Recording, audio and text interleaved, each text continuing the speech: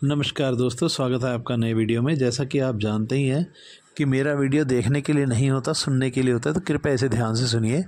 आज ये वीडियो मैं बना रहा हूँ एक बड़ी महत्वपूर्ण बात के लिए बना रहा हूँ, क्योंकि हुआ क्या है कि हमारी लैब ने जो मिस्टर जेपी सिंह हैं, senior advocate Punjab and Haryana high court के, उनको एज ए लीगल एडवोकेट हमारी कंपनी का अपॉइंट किया है।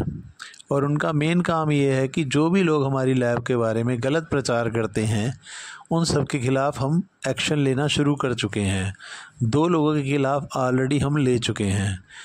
हो क्या रहा था कि कुछ लोग, कुछ डॉक्टर भी जिनमें शामिल थे और कुछ स्टाफ शामिल था, वो हमारी लैब के बारे में गलत प्रचार बिना मतलब के कर रहे थे कि इनकी आजकल रिपोर्ट ठीक नहीं है, इनकी रिपोर्ट एक बार रीचेक करा लीजिए, एक बार और सेकंड ओपिनियन के लिए देख लीजिए।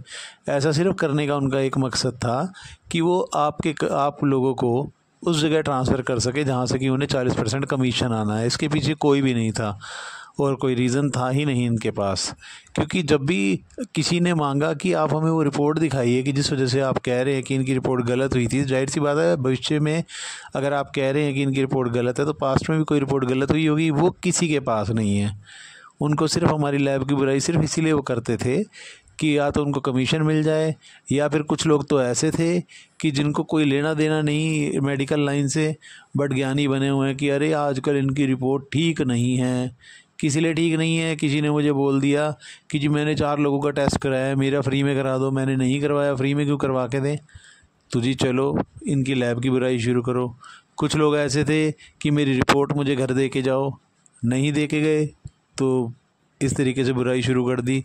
और पीछे तो पंजाब यूनिवर्सिटी के डेंटल कॉलेज में एक थे हमारे डॉक्टर, जो हैं डॉक्टर रवि, उनको एक आदमी था, हालांकि वो भी, उसका नाम नहीं लूँगा मैं, वो डॉक्टर रवि को हमारी लैब की लगातार 1-1.5 महीने से बुराई कर रहा था। तो एक दिन डॉक्टर रवि ने मेरे से बात की कि इस तरीके से आपकी लैब के बारे में बात कर रहे हैं।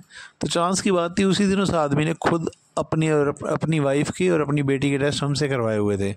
जब डॉक्टर रवि को बताया तब उन्हें समझ आया कि किस तरीके की 4 लोग हमारे खिलाफ़ चल रहे हैं, सिर्फ किसी लिए अपने कमीशन के चक्कर में।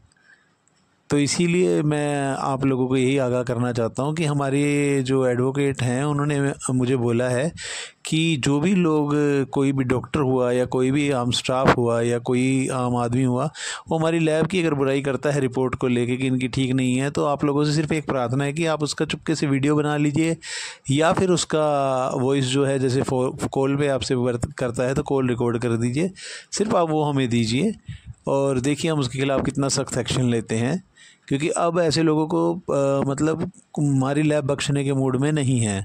क्योंकि उससे होता क्या है कि हम एक संस्था में जाके टाई अप करते हैं किसी लिए कि लोगों को कम रेट पर हम अच्छा इलाज दिला सकें। NABL की लैब्स की रिपोर्ट, वरना इस रेट में आपको कहीं भी NABL लैब द्वारा टेस्टिंग नहीं उपलब्ध होगी जितना हम अपने क्लाइंट्स को देते हैं।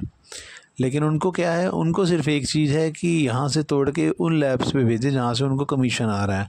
मैं ये नहीं कह रहा कि हर लैब ऐसा कर रही है कि कमीशन दे रही है, और ना हर डॉक्टर ऐसा है, वो मैं पहले ही आपको बता रहा हूँ।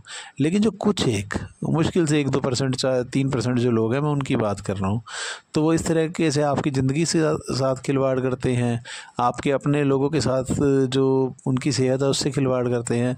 तो मेरी आप लोगों से प्रार्थना है कि अगर आज के बाद कोई भी हमारी लैब की बुराई करे तो प्लीज़ उसका वीडियो बना के हमें दीजिए, या फिर उसकी आवाज़ रिकॉर्ड करके हमें दीजिए, और हमारी लैब उसके लिए अगेंस्ट सख्त एक्शन लेगी। धन्यवाद। मैं समझता हूँ कि आप लोग मेरी बात समझ गए होंगे।